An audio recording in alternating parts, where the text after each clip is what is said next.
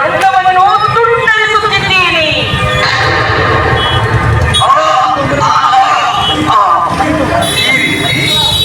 ಓಡನ ದೇಹದಲ್ಲಿ ಅಡಗಿಕೊಂಡಿದ್ದ ಗಂಡನ ರಕ್ತವನ್ನು ಕತ್ತರಿಸಿ ಆವೇಶವನ್ನು ಮನೆಗೆ ಬೆಂಕಿ ಹಚ್ಚಿ ನಾನು ಅಕ್ಕಿಗೆ ಆಹುತಿಯಾಗುತ್ತಾರೆ. ಕತ್ತೊಯ್ದು ಶಿರಸಿಯ ಕೆರೆದಂಡೆಯಲ್ಲಿ ವಜ್ರ ವೈಡೂರ್ಯಗಳಿಂದ ತುಂಬಿದ ಬಂಗಾರದ ಆಭರಣಗಳನ್ನು ಮುಚ್ಚಿ ದೇವಿ ಪ್ರತಿಮೆಯನ್ನು ಕೆರೆಯಲ್ಲಿ ಎಸೆದುಕೊಂಡಿರುತ್ತಾರೆ. ಈಗಲೂ ಸಹ ಆ ಕೆರೆಯನ್ನು ದೇವಿ ಕೆರೆಯೆಂದು ಕರೆಯುತ್ತಾರೆ.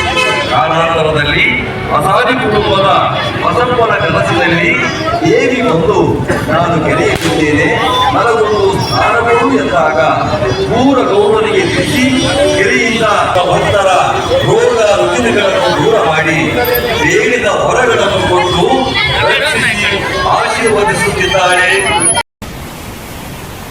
ಪ್ರಿಯ ವೀಕ್ಷಕರೇ, ನಿಮಗೆಲ್ಲರಿಗೂ ನಮಸ್ಕಾರಗಳು. ಮಂಜುರೂಪ್ ಯೂಟ್ಯೂಬ್ ಚಾನಲ್ ಸಬ್ಸ್ಕ್ರೈಬ್ ಮಾಡಿಕೊಳ್ಳಿ, ಪಕ್ಕದಲ್ಲೇ ಇರುವ ಬೆಲ್ ಬಟನ್ ಸಹ ಒತ್ತಿ. ಇದರಿಂದ ನಮ್ಮ ಎಲ್ಲ ಹೊಸ ವಿಡಿಯೋಗಳ ನೋಟಿಫಿಕೇಶನ್ ಮೊದಲು ನಿಮಗೆ ದೊರೆಯುತ್ತದೆ.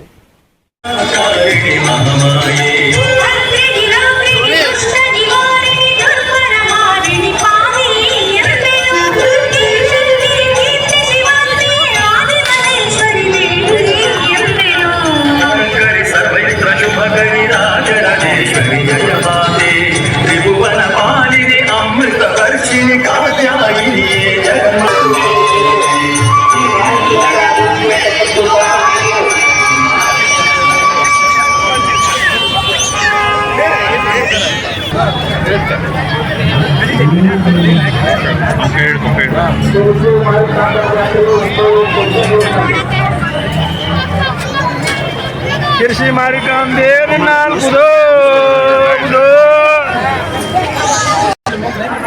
इष्टने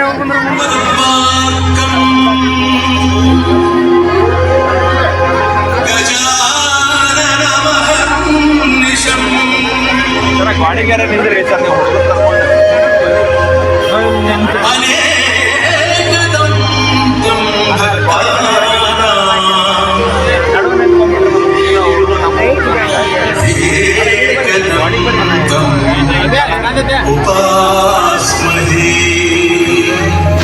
ಶಿರಸಿ ಮಾರಿಕಾಂಬೆಯ ಚರಿತ್ರೆ ಒಂದು ದಂತಕಥೆ.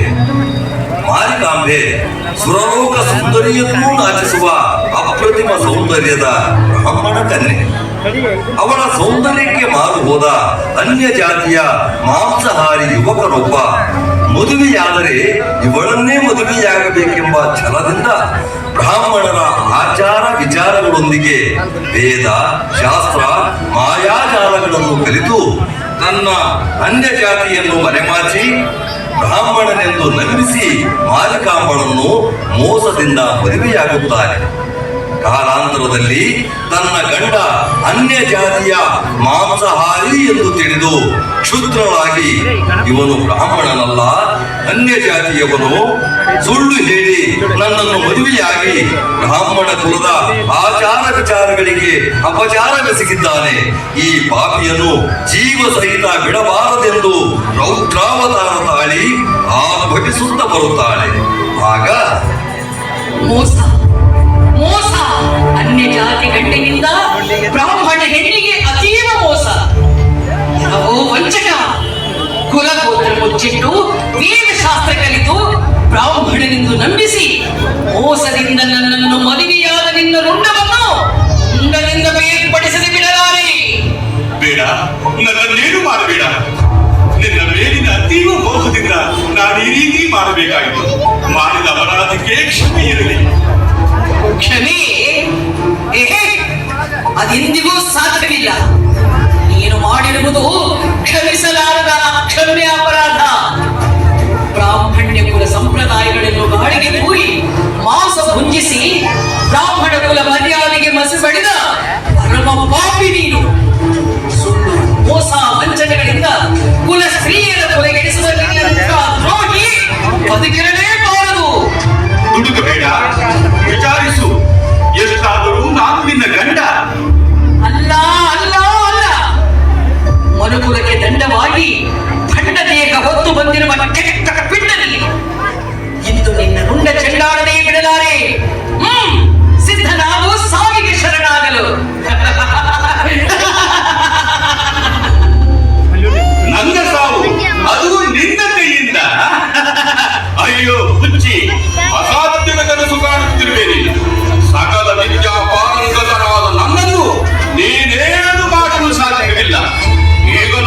ನನ್ನ ಮಾಯಾ ವಿದ್ಯೆಯನ್ನು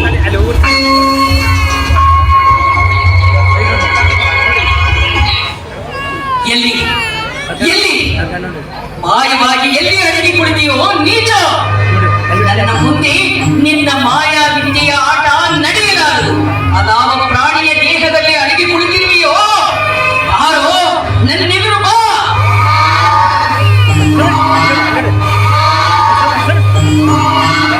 ಓಡದ ದೇಹದಲ್ಲಿ ಅವಿತು ನನ್ನೆದುರು ಬಂದಿರುವೆಯಾ? ಬಿಡುವುದಿಲ್ಲ ನಿನ್ನನ್ನು.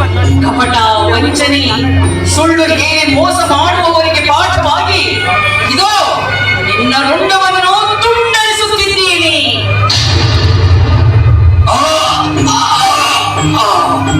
ಈ ರೀತಿ ಕೋಣನ ದೇಹದಲ್ಲಿ ಅಡಗಿ ಕುಳಿತಿದ್ದ ಗಂಡನ ರುಂಡವನ್ನು ಕತ್ತರಿಸಿ ಆವೇಶಗೊಂಡು ಮನೆಗೆ ಬೆಂಕಿ ಹಚ್ಚಿ ತಾನು ಅಗ್ನಿಗೆ ಆಹುತಿಯಾಗುತ್ತಾಳೆ.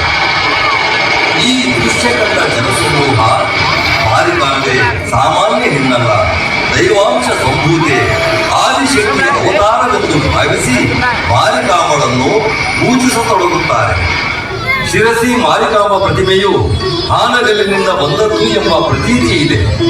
ಹಾನಗಲ್ಲಿನ ದುರ್ಗಾದೇವಿ ಪ್ರತಿಮೆಯನ್ನು ಕಳ್ಳರು ಕದ್ದೊಯ್ದು ಶಿರಸಿಯ ಕೆರೆ ದಂಡೆಯಲ್ಲಿ ವಜ್ರ ವೈಡೂರ್ಯಗಳಿಂದ ಕೂಡಿದ ಬಂಗಾರದ ಆಭರಣಗಳನ್ನು ದೋಚಿ ದೇವಿ ಪ್ರತಿಮೆಯನ್ನು ಕೆರೆಯಲ್ಲಿ ಎಸೆದು ಹೋಗಿರುತ್ತಾರೆ.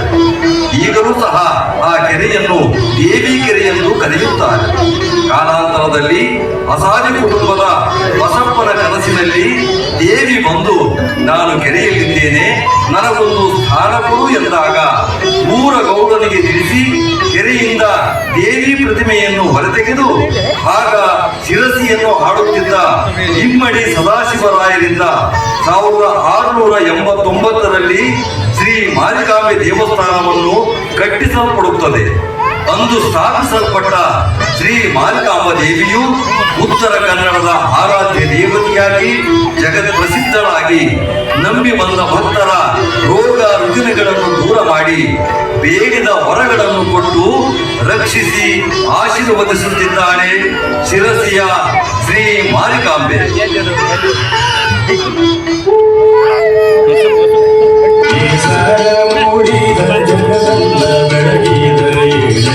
ಜಗದಂಬೆ ತಾಯೇ